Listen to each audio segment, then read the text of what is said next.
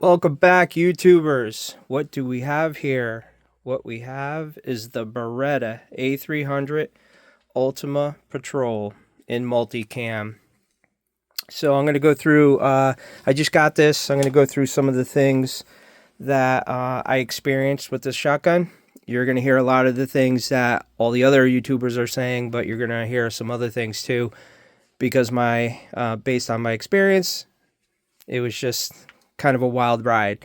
So I got this at Cabela's, $1,276. I went to pick it up, and the rear sight was broken right there. Cabela's was really great. They sent it out for repair immediately, right there on the spot.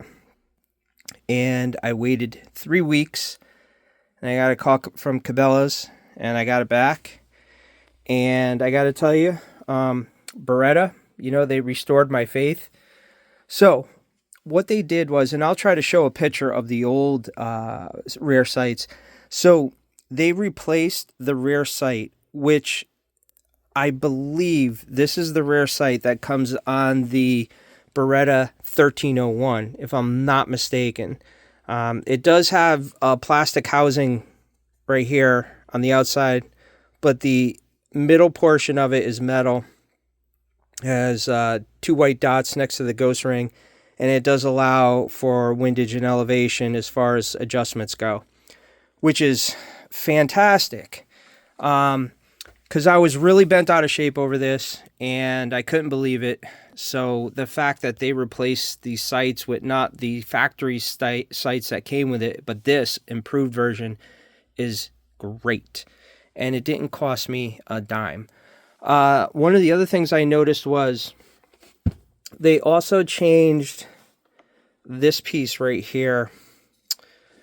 This is, the magazine tube cover. And from what I've seen before, this was one piece. This was all one piece. Well, now it's 2 pieces. So there's this cap right here, and then there's this bottom piece.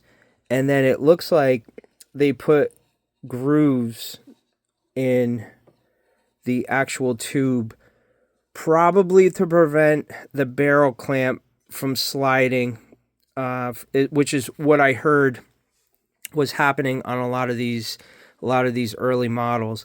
One thing I will say, and this is a warning, there are 2 screws in here that hold this clamp on. The threads on those screws are extremely thin.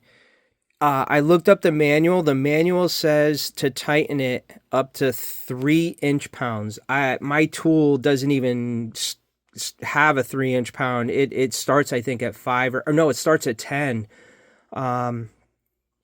So if you take this off, which you have to do in order to clean it and everything, you definitely want to go easy with these. They do have red Loctite on it, and you just need to really go easy on it. Do not strip those. If you get it snug and you think it's good, leave it. If you think you could go more, don't do it. So anyways, I was really impressed with this gun. Let's go over some of the things that I've done.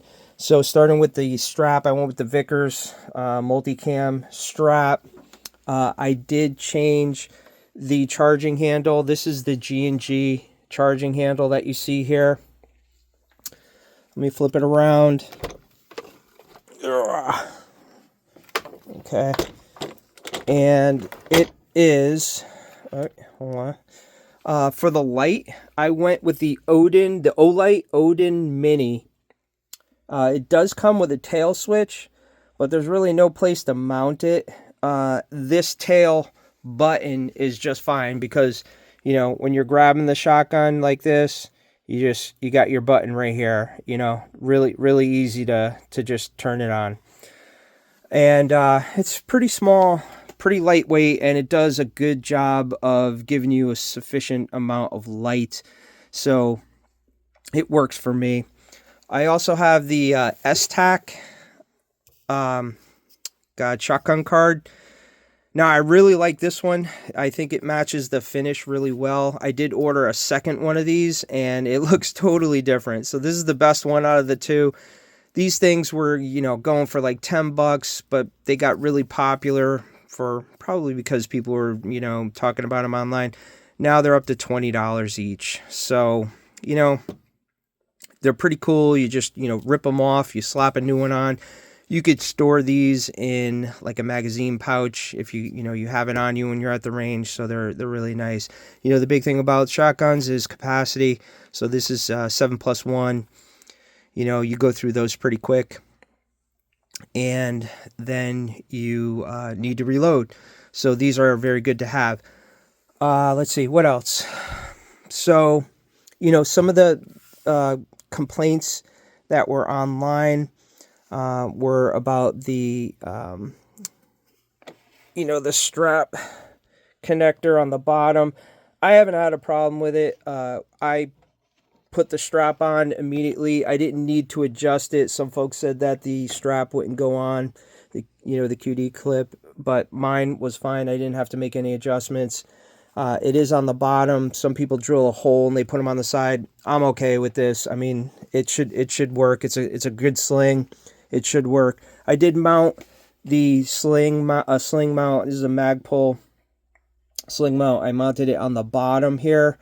I did not want to use the sling mounts on the barrel clamp because I don't know, just seeing how those threads on those screws are, they're really thin.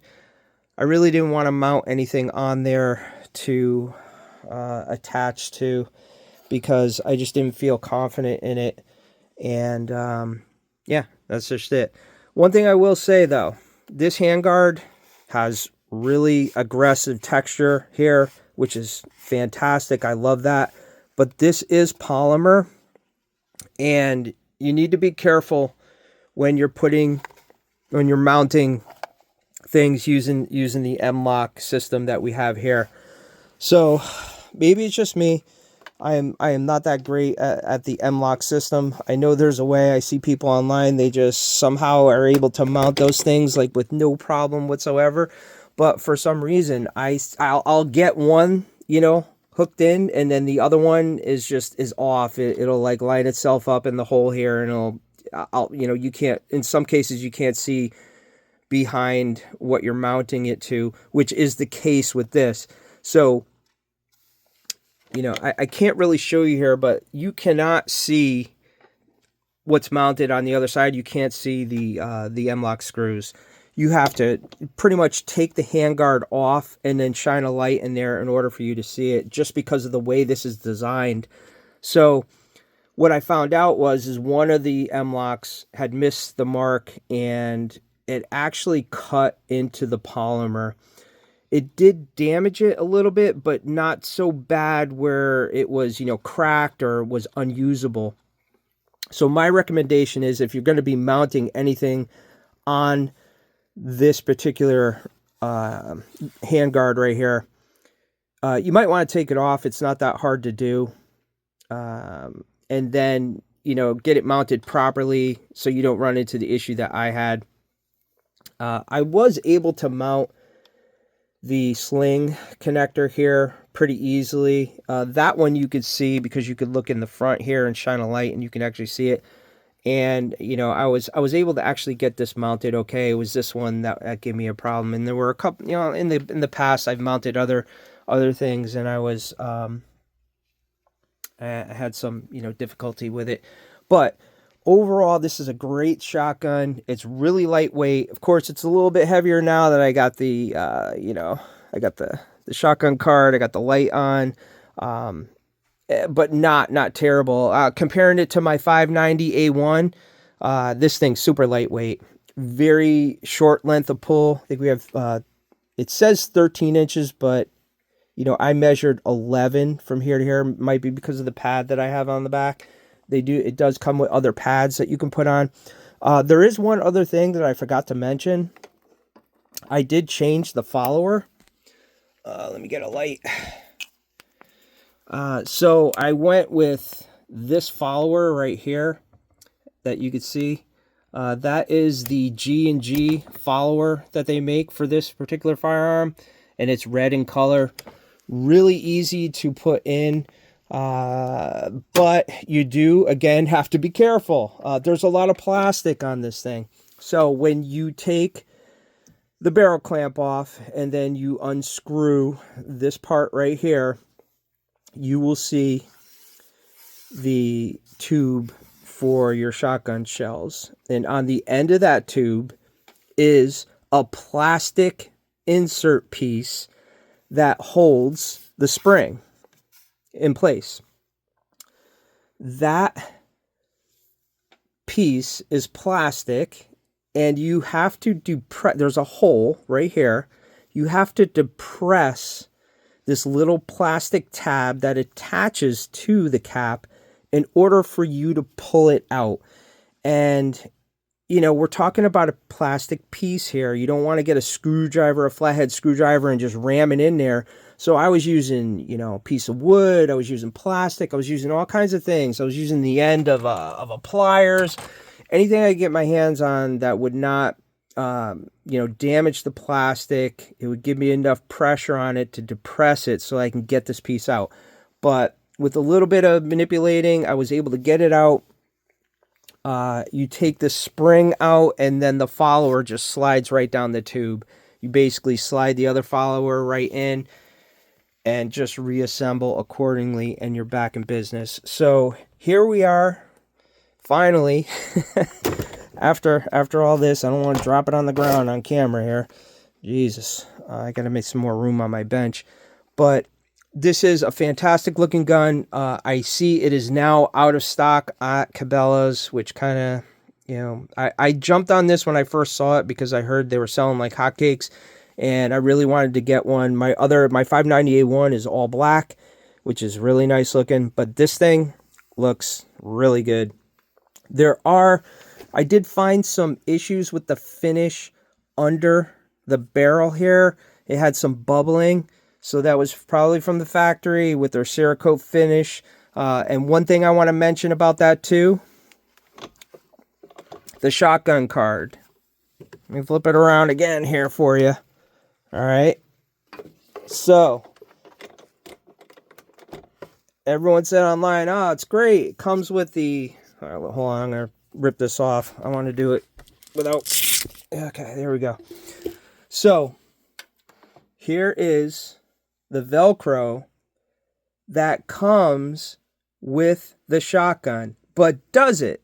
This version, the Multicam version, did not come with this. I had to order this directly through Beretta, $15. I heard the reason they don't send this with this particular finish is because Beretta is not confident enough in the Cerakote finish, and they feel that it will get ripped off or peel. It'll start to peel or something like that. I took my chances. I said, you know what, I'm just going to order it and I'm going to get it. It's pre-cut, which is nice, so you can get the pins out if I have to, which I'll most likely do when I clean it because you have to take the trigger assembly out. But just a word of caution, if you get the Multicam finish, or I don't know if they're still making the tiger finish, but it probably won't come with this. At least mine didn't.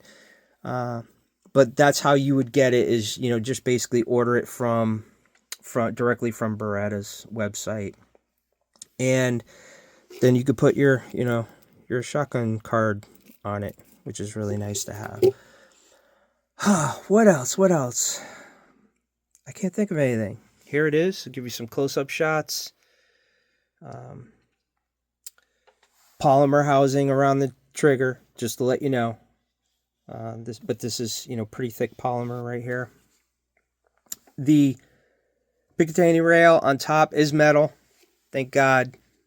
Thank God they didn't go plastic there, or polymer, whatever you want to call it. But yeah, polymer. Oh yeah, the front sight. It's one thing I wanted to mention when I first got this, that the front sight here, the part that is orange, was twisted. It was off center. So Beretta fixed that. I don't know if they took it out, replaced it, or what. I know there's a screw here. God, let me zoom in. Let me focus. Focus. There we go. There is a screw here, so I don't know if there's a way to adjust that. I plan on just leaving it. And there is a choke tube here that, let me get a light, you can remove. It did come with the tool that you could do that. And you can see there's four notches that you insert the tool and you just take it right off. I took it off just to take it off and clean it, and it was really no problem at all. I don't plan on getting any other additional choke tubes because I'm not that much into the shooting different shells at different ranges and whatnot. So I'm just going to leave the one that it came with right there. Lastly, let's take a look at the stock here. You see the plastic, it sticks out a little bit. You could push it and bend it. It shouldn't be a problem. I'm just pointing it out. This side's flush, this side's not. But it shouldn't be a problem. I just want to point that out. The finish looks really cool. It's a little bit darker over here than it is in the front, but that's all right. It looks a little different because this is all polymer. This is polymer, and then you have metal, metal on top. So, overall the finish looks good out here. It was just when I took the handguard off that I just noticed that there was some bubbling underneath. For $1,276, you would expect, and from Beretta, what is it? What does everybody say online? They've been in business over 500 years. I don't know, something crazy like that.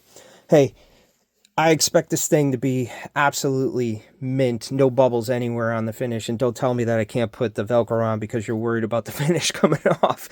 But anyways, yeah, here's the new sight. It's looking great. And I'll give you an idea what it looks like looking through it. So yeah, when you go and pick up a firearm, this goes without saying with any firearm. You guys all know, make sure you inspect the firearm, make sure everything is the way it should. Luckily, when right out of the box, you could see this piece was broken off. The ghost ring was broken in half, and like I said, I'll post a picture on this video so you can take a look. There she is. Really nice charging handle. The one that came with it was fine. Actually, here, you know what? Let me show you some of these parts. Okay, so this is what it came with. Different size end plates for your stock. Here is the factory charging handle. This notch right here on the end, that faces towards the rear of the firearm. So here's a comparison of what it was and what it is now. That's the G&G that I have on there, and this just pops right off. Took like 2 seconds to put it on. Here's the stock follower. Very lightweight, very thin metal. The G&G one that's on there now is a lot thicker, a lot heavier, and of course it's red here to show you that you're on empty. So, which is kind of nice. And here is the tool that I mentioned to you for taking the oh my gosh, get in there, the choke tube. It's not going to go in. For taking the choke tube off, it just slides in me. I got to use 2 hands, and I can't do that because I'm holding the camera. But you just push it in and unscrew it. Very easy to do. This is the cap that was in the stock for the sling mount. And then here are some screws, longer screws, shorter screws for the different size end plates that you put on the buttstock here to make it, if you want a greater length of pull. But this should be fine for me. Alright guys, thanks for watching. Have any questions, let me know. I don't check all the time. I don't do this. I'm just a guy. I'm just a normal guy, just like you guys. So I reply to messages when I can, but I have videos out there that probably have a lot of questions, and I haven't gotten back to anyone. So I apologize for that. All right, have a great rest of your day.